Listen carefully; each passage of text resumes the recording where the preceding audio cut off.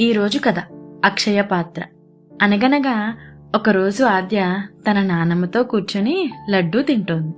అయ్యో నానమ్మ, నా లడ్డూలు అయిపోతున్నాయి, ఇంకో లడ్డూ కావాలి అని మారం చేసింది ఆద్య.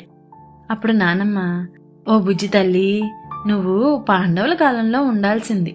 వాళ్ళకి అక్షయ పాత్రనే మాయాపాత్ర ఉండేది.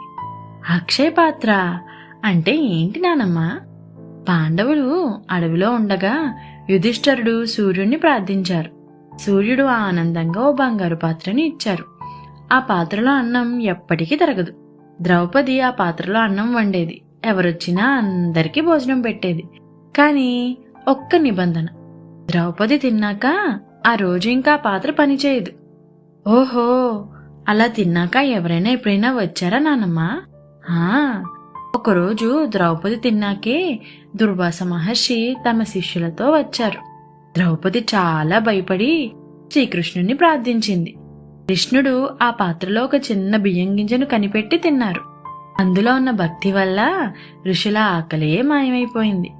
అవునా నానమ్మా, నాకు అలా లడ్డూ పాత్ర కావాలి, నేను అందరితో పంచుకుంటాను అని ఆద్య ఆనందంగా అంది. అలా ఆద్య తన చివరి లడ్డూని నానమ్మతో తాతయ్యతో పంచుకుంది. దానిని చూసిన తల్లి నవ్వుతూ మళ్ళీ ఓ లడ్డూ తీసి ఆద్య చేతిలో పెట్టింది. నీవు ప్రేమతో పంచుకుంటే నేను ప్రేమతో మళ్ళీ ఇస్తాను తల్లి, అప్పుడు మన చేతులే అక్షయ పాత్ర అవుతాయి